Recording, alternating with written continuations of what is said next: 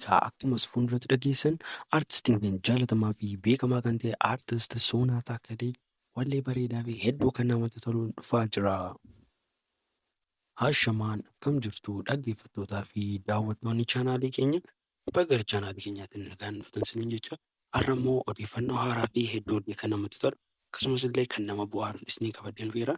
Egaan daawwattoota keenya kan isinirraa eegamu YouTube chaanaalii keenya kana subscribe gochuun akkasumas illee sheerii fi akkasumas illee viidiyoo kana immoo yoo sheer godhan artistii keenya jaalatamaa fi beekamaa kan ta'e Aartist Soonaa Takkaleeyyuu hedduu fayyaduu kan danda'udha jechuudha.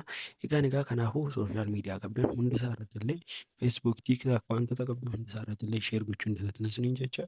Egaan daawwattoota keenya osoo gara viidiyootti isin dabarsin dura YouTube chaanaalii kana immoo subscribe godhaa akkasumas illee viidiyoo asirratti argaa jirtan kanas illee laayik sheer godhaa uummata bukkeedhaan gahaa isiniin jenna. Egaan daawwattoota keenya gara viidiyootti isin dabarsu. Akkuma beekamu egaa artistiin keenya jaalatamaa fi beekamaa kan ta'e kun Aartistiin Soonaa Taakkalee wallee bareedaa fi hedduullee kan namatti toluun qabatee dhufaa jira jechuudha. Mee akkamittiin simatu isiniin jecha artistiin keenya egaa akkuma as fuulduratti agartanii kilippii xinnoo illee karaa sooshaal miidiyaatti baasee maxxansee ture jechuudha.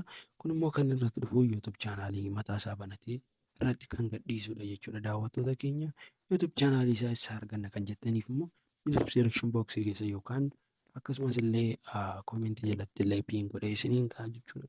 Haxanii achiin subscribe gochuu fi dandeessu jechuudha.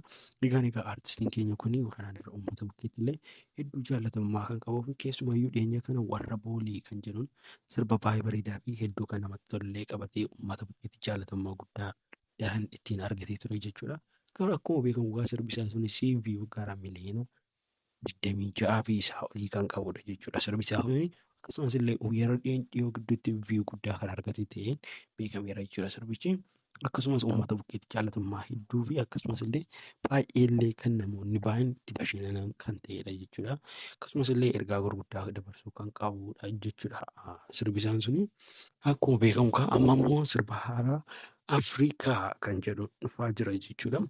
Akkuma beekamu artistii jaalatamaa kan ta'e Aartist Yoosangee ta'uu sirba haaraadhaan akkuma dhufaa jiru ta'e keessumayyuu gidduu kana torbee kana gidduu jechuudha sirboota afaan Oromoo gara 5 artistoota jaalatamoodhaan kan gadhiifamudha jechuudha. Sirbi baay'een gidduu kana kan jiranidha. Egaa sirba isaa kanatti immoo baay'ee kan itti bashannanuu fi akkasumas illee ergaa guddaa kan dabarsu jennee abdanna.